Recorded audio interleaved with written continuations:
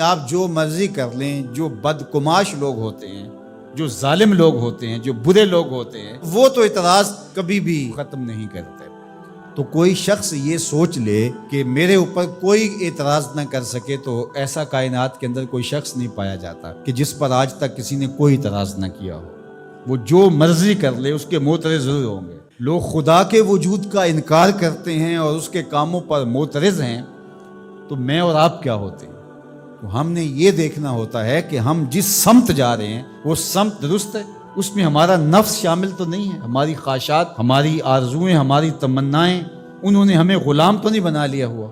ہم جب اپنے رخ کو دل و جان سے سیدھا تصور کرتے ہیں اور اللہ کی توفیق سے وہ سیدھا ہوتا ہے، تو پھر سارا زمانہ بھی ہمیں ملامت کرے تو ہمیں اس کی کوئی پرواہ نہیں ہونی چاہیے۔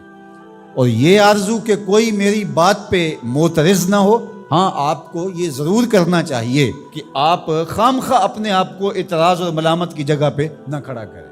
کچھ لوگوں کو یہ بھی بڑا شوق ہوتا ہے کہ خام خواہ جو ہے وہ ایسا کام کرتے ہیں جس سے بہت سارے لوگوں کو اعتراض ہوتا ہے اور لوگ ملامت کی جگہ پہ اس کو کھڑا کر دیتے ہیں۔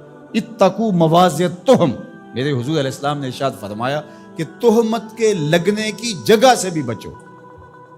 آقا کریم علیہ السلام تشریف فرما تھے اور حضور کی اہلیہ محترمہ، ان کو لے کر حضور رات کو ایسے نکلے تو کوئی صحابی تھے، وہ گزر رہے تھے۔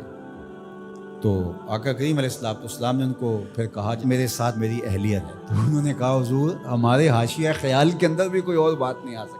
تو آقا کریم نے فرمایا کہ بے شک شیطان انسان کی رگوں میں خون کی طرح دوڑتا ہے۔ تو ایک گمان پیدا ہو سکتا تھا، حضور نے اس گمان کی بھی تردید کی۔ حضور نے صحابہ کو یہ سبق دیا کہ تم لوگوں کو اپنے اوپر اعتراض کا موقع نہ دو، لیکن کچھ چیزیں ایسی ہوتی ہیں کہ لوگ خامخواہ اعتراض کرتے ہیں، تو اللہ نے اس پر ارشاد فرمایا الا الذین ظلموا منہم، جو ظالم ہے آپ جو مرضی کر لیں وہ کبھی بھی اعتراض کی زبان کھولنے سے باز نہیں آئیں گے۔ جہاں تک لوگوں کی بات ہے تو آپ ان کی بات سے بچ نہیں سکتے، لیکن آپ نے یہ دیکھنا ہے کہ میں کہاں کھڑا ہوں، اور امکان یہی ہو کہ میرے اوپر کسی کی انگلی نہ اٹھنے پائے، میں خام خواہ لوگوں کی بدگمانی کی وجہ نہ بنوں۔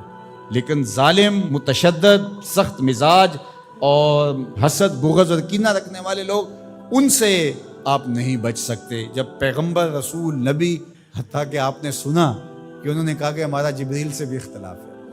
کبھی ایسا بھی ہوا ہے کہ کسی نے فرشتوں سے بھی جو ہے وہ لڑائی لڑی ہو، تو انہوں نے کہا نہیں ہمارا میکائیل سے سیٹنگ ہے، لیکن جبریل سے ہمارا اختلاف ہے۔ تو یہ تو پھر کوئی فرشتہ بھی بن جائے تو اس پر بھی